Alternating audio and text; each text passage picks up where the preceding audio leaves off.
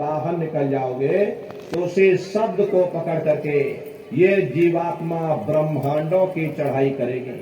ये शरीर रूपी पिंजड़ा यही छूट जाएगा, तुम्हारी जीवात्मा निकल करके और फिर ब्रह्मांडों की चढ़ाई करेगी। पलक झपकते यह जीवात्मा खरबों योजन ऊपर चली जाती है।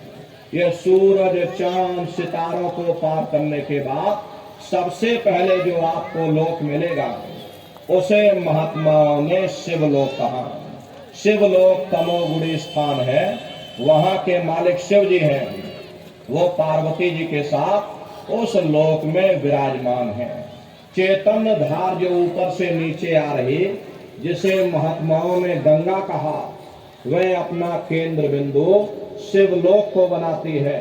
इसीलिए शिव जी की जटा में गंगा दर्शाई जाती है। इस लोक में असंख्यों जीवात्माएं रहती हैं और ये सभी जीवात्माएं शिव स्वरूप में मौजूद होती हैं। जब आप वहां पहुंचोगे और शिव जी का जब प्रत्यक्ष दर्शन करोगे तो आपका स्वरूप भी शिव के समान यानी कि शिव स्वरूप हो जाएगा। शिव जी का दर्शन करने के बाद में फिर तुम्हारी ये जीवात्मा घंटे और शंख की आवाज को पकड़ करके के ऊपर ब्रह्मा जी का लोक आएगा।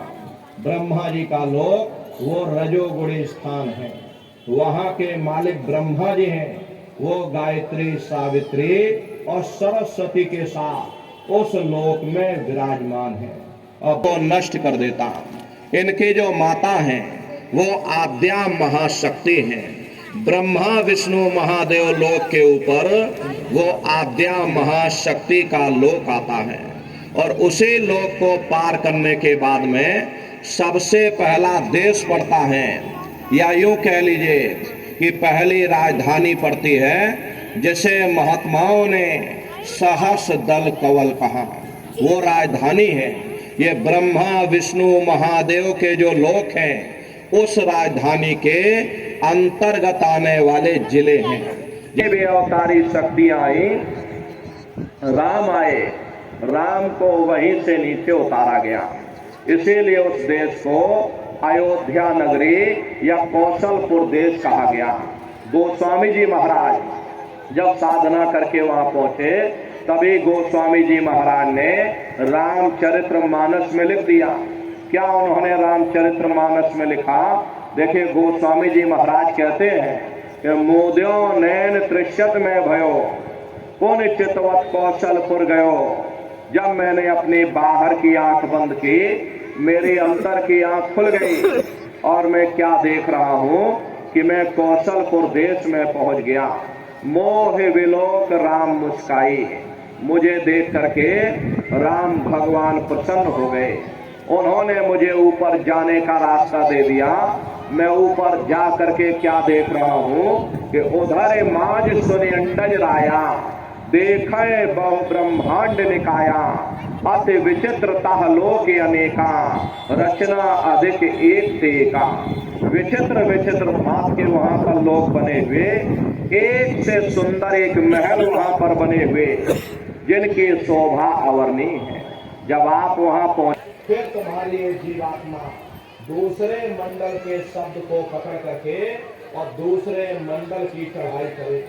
श्याम तज श्वेत को गहना और सुरत को तान धुन सुनना और बंक के द्वार धस बैठो और त्रिकुटी जाय कर लेना। उसी के ऊपर दूसरा देश आता है जिसे महात्माओं ने त्रिकुटी देश कहा।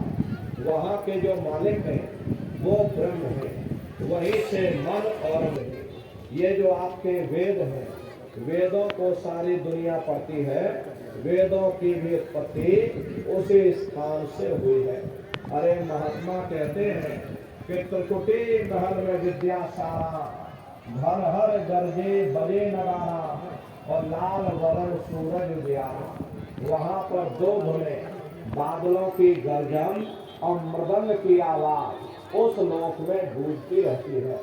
जैसे पहले स्थान पर राम भगवान के देश में घंटे और शंख की आवाज गूंजती है, ऐसे ही प्रेमी भाई बहनों दूसरे मंडल पर यानी कि ब्रह्म के देश में बादलों की गर्जन और मृदंग वहां पर बजता रहता। ओम